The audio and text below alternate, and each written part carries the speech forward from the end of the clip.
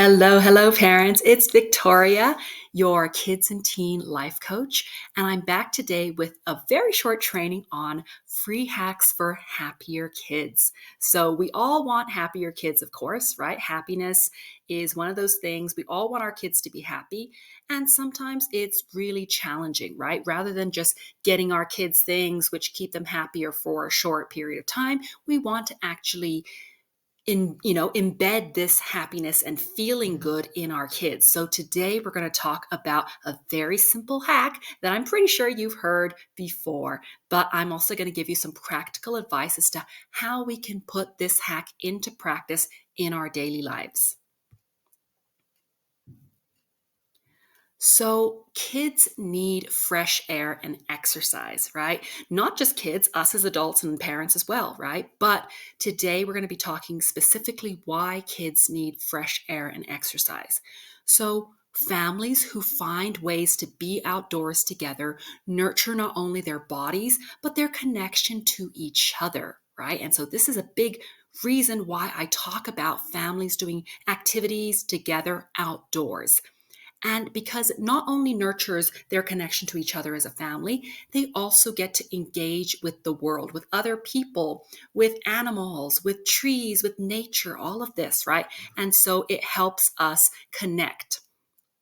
And kids who spend time outside in nature, research shows they are also calmer, right? And this is really important for kids who struggle with symptoms of ADHD and focus and perhaps having too much energy to stay indoors and focus and follow instruction. And the reason being outdoors helps with this is because it actually lowers their need for medication, right? So if you are a family maybe who does have your child on some kind of medication to help them focus or to help them regulate their emotions and impulses, try going outdoors for at least 20 minutes a day. This is because fresh air soothes the senses of all children, right?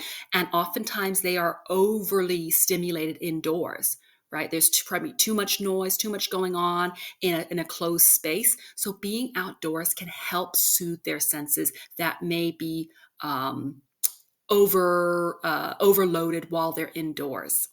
It also helps kids feel happier, right? Studies show that sunshine, fresh air, and physical activity all encourage good moods and reduce tendencies towards depression.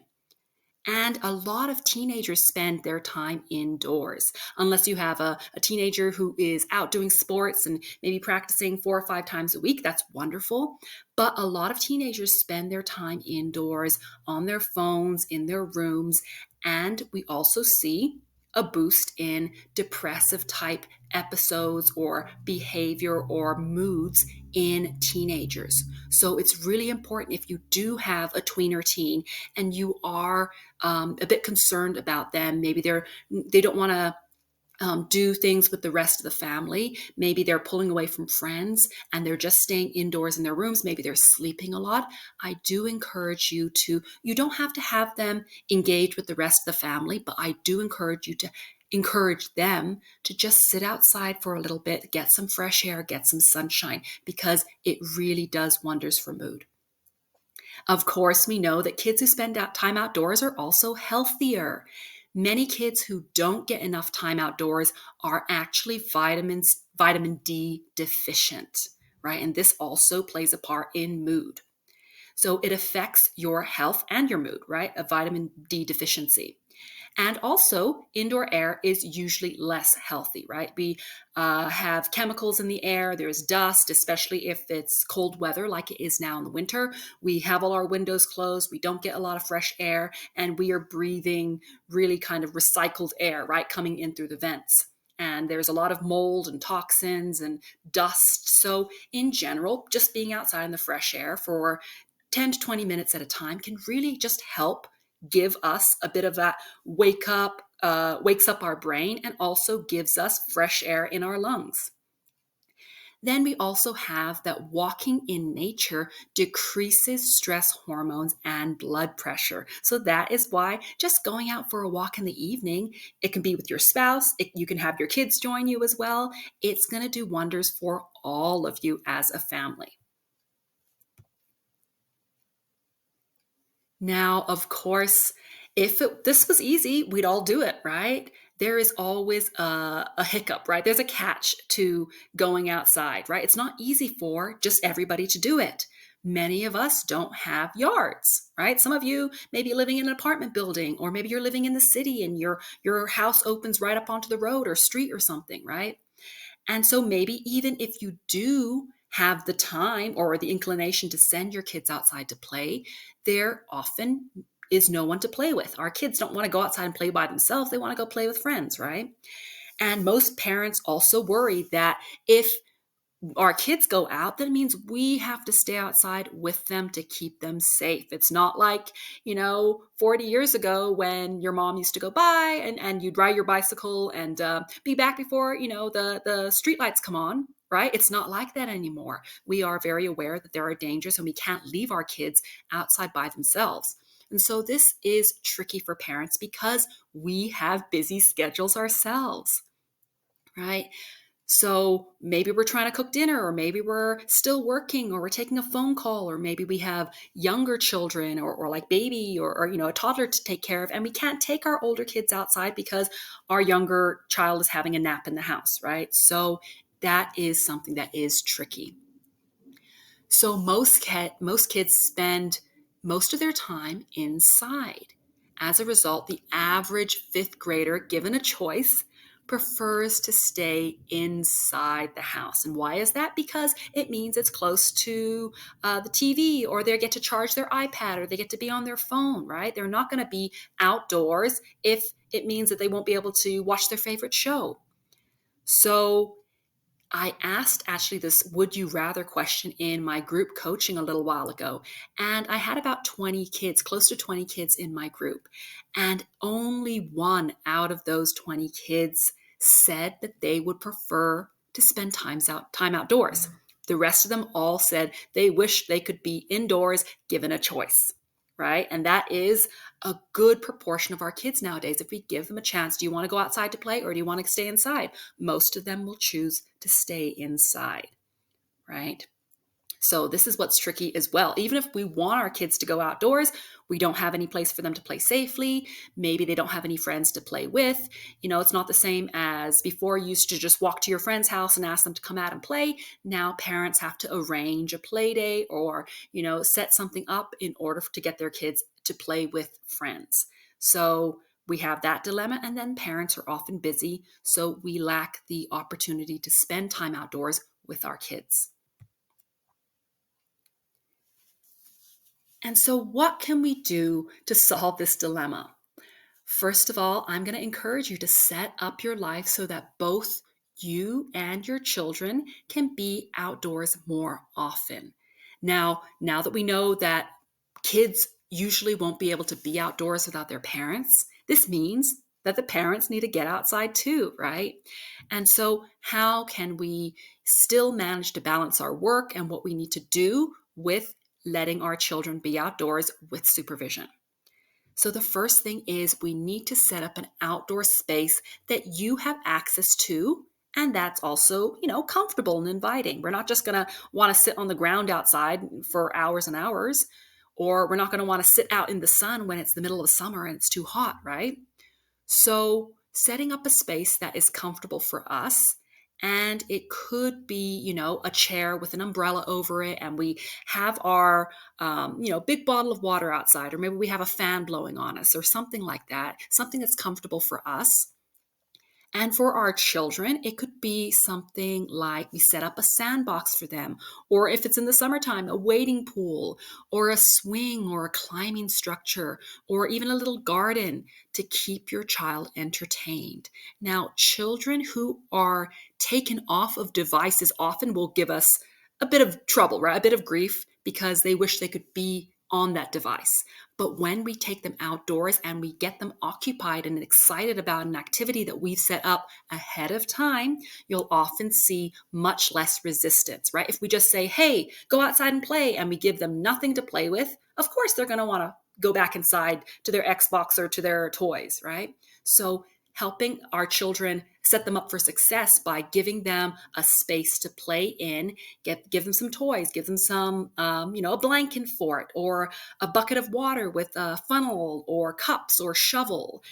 Kids are surprisingly creative, right? We used to talk about this as when we were kids, we didn't really have toys. You had sticks and you used to go make tree houses. And, we used to find leaves to float down the river or stones. We collected stones or shells or something like that.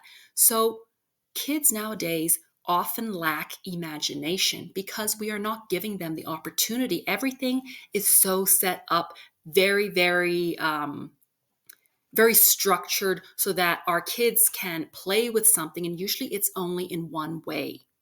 And so I'm going to talk a little bit later about some toys that you can use that are open-ended toys that you can get your child excited about to play with in different ways. And so not only does this give you the advantage of not having to buy new toys all the time, it also gives your child the opportunity to use their imagination and their brain and their creativity to play with these toys in different ways, right? And one other thing I want to talk to parents about is that we need to be comfortable with a little bit of mess, right? As parents, we're like, oh, please don't, play in the mud. Oh, you're getting grass all over your clothes. You're tracking water into the house. Being a child is going to be messy, right? That is what childhood is all about, because it's about exploration and creativity. And that means they're going to be making a mess. And that is why also outside is a great place to do that, right? So we can, help contain the mess by having trays that they play on for, sand or Play-Doh or goop or whatever. And also having towels or, paper towels or cloth towels prepared for any mess cleanup. And also, if they're going to be playing with water, having an extra set of clothes nearby for a quick change if we don't want them tracking water or dirt through the house.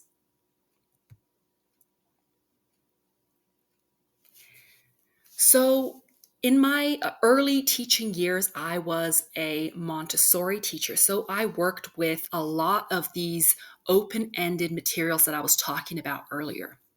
So we used things like tongs and tweezers and spoons, funnels, dried beans, rice, buttons, pipe cleaners, bottles of different sizes, different cups and containers. And we called these open-ended play materials because you could use and reuse the same materials in many different ways. And it really encouraged children to be creative and use their brains to come up with different ways to play with them, right? All of these are, they develop different motor skills, especially for younger, like preschool or even kindergarten age children, right? But even some older children will find these same toys very, very interesting because they can use multiple ways of playing with these toys in different ways. They can make up different games to play with these same materials. They can, for example, my 13 and 11-year-old kid, two boys, they will spend literally over the summer, they spent 2 hours with simply a stack of solo cups, toy cars, ping pong balls, and a deck of cards. And I just challenged them to see how many ways, how many games can you come up with these things? And they had so much fun because they would throw the cups at each other, and then they would catch the balls in the cups, and then they would balance the cups on their head and have races, or try to get the cards inside the cup, or knock over a cup tower with the cards, or a ping pong ball, right? And this is what's so amazing. And the more games they came up with, the more excited they got, because they're like, oh my goodness, we can use it like this as well. We've just come up with a new game. And so remember, we often limit our children by what they can use and how they can play with it. Children's brains are very, very creative. And so by challenging our kids to see how much they can come up with, What kind of games? How can you use it? How can you use it in a different way? Can you teach me about balance? Can you teach me about size? Can you teach me about sorting? All of these different scientific concepts can be used and can be shown through these different materials.